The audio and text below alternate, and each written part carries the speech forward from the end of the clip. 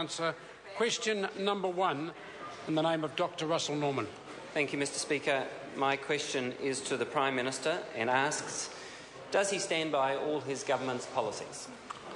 Honourable Bill English. Mr. Speaker, yes, on behalf of the Prime Minister, particularly those that are supporting a stronger economy and better communities. Supplementary. Supplementary question, Dr. Russel Norman. Thank you, Mr. Speaker. With regard to the government's emissions trading scheme policy, does he agree with OECD Secretary-General Ankel Gurria that it's easier to deal with carbon emissions via a tax than an emissions trading scheme, and that a fiscally neutral tax like the Green Party's climate tax cut is, quote, more business-friendly, Labor-friendly and a greener-friendly tax structure than an emissions trading scheme? If not, why not? Honourable Bill English. Mr. Speaker, no. New Zealand remains the only country outside the European Union with a comprehensive emissions trading system. I know the Greens believe that the price should be higher because it wants to punish businesses and households for using any fossil fuels, but the fact that the price is low indicates that demand for carbon credits is low because carbon emissions are lower than people expected them to be. And that's good news, not a problem. Right. Supplementary question, Dr. Russel Norman. Thank you, Mr. Speaker. What is his response to the editorial in the Dominion Post on June 5 describing the Green Party's climate tax cut as, quote, a systematic and intelligent attempt to deal with climate change, and the government's response to it as, quote, lazy and arrogant? Honourable Mr. Speaker, I don't think I read that editorial. I was probably reading the Southland Times editorial. But in this case... Order. Well, Mr. Speaker, the Greens did make an intelligent and insightful contribution to setting up the emissions trading scheme. At that time, they believed that a pricing mechanism was the best way to alter behaviour, and a pricing mechanism that was flexible according to supply and demand for carbon credits. And I'm not quite sure why they have changed their point of view. Certainly the government hasn't been arrogant or dismissive about the emissions trading system. We have been a bit dismissive of Greens' policy, which is intended to shut down business, destroy jobs and make households poorer. Supplementary. Order. Supplementary question, Dr. Russel Norman. Thank you, Mr. Speaker. What is his response to business commentator Patrick Smelly's description of the Green Party's climate tax cut as, quote, a good idea, end quote, and the government's response to it as, quote, mildly hysterical? Honourable Bill English. Well, Mr. Speaker, I don't think either the Dominion editorial writers or Patrick Smelly have thought it through, quite frankly.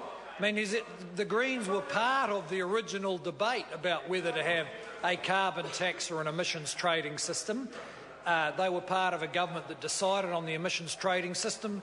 Frankly, we think they made the right choice.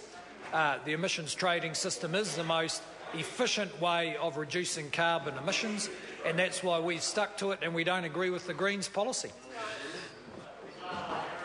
Supplementary question, Dr. Russel Norman. Thank you, Mr. Speaker. What is his response to comments by business commentator Bernard Hickey that, quote, the ETS has been a failure, end quote, and the Green Party's climate tax cut would be a more efficient solution? Honourable Bill English. Well, Mr. Speaker, he's wrong about efficiency, but a number of commentators think that simply believe too much carbon is being emitted, and they want to deliver as much punishment as possible to those who deliver it. So why limit the carbon price to $25? You could get to a zero carbon economy if you made it $500 a tonne. People would stop using it straight away. So I expect the Greens to follow the logic of their argument. If they're really concerned about climate change, they would set that price much higher than they have.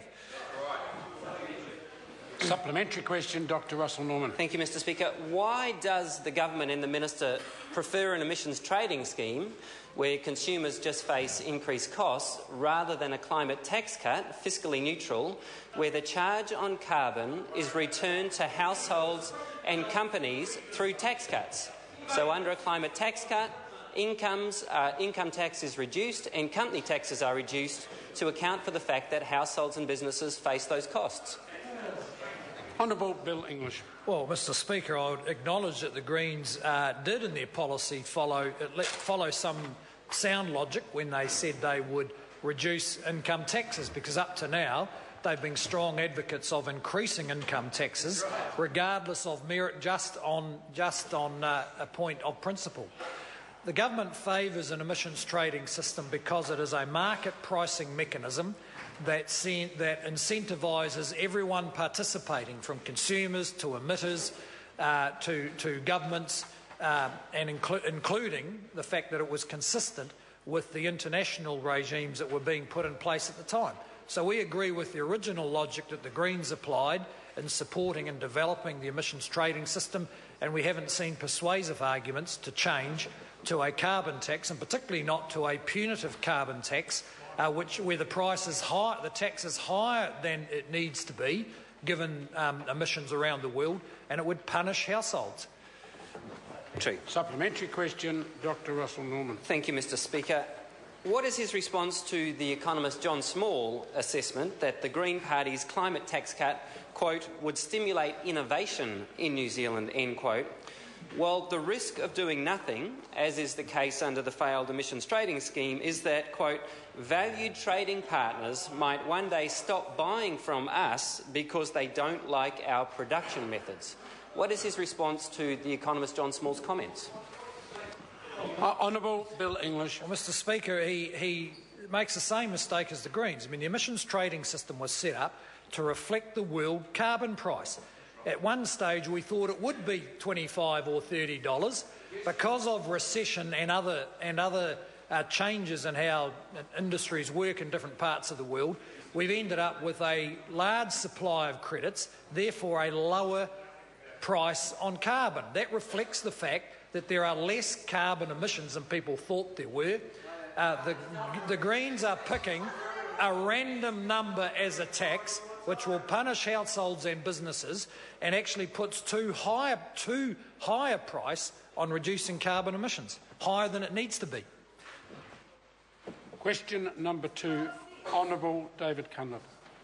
Speaker, to the Prime Minister, does he stand by his statement that an increased level of household savings is, quote, a necessary foundation for more sustainable growth in the medium and long term?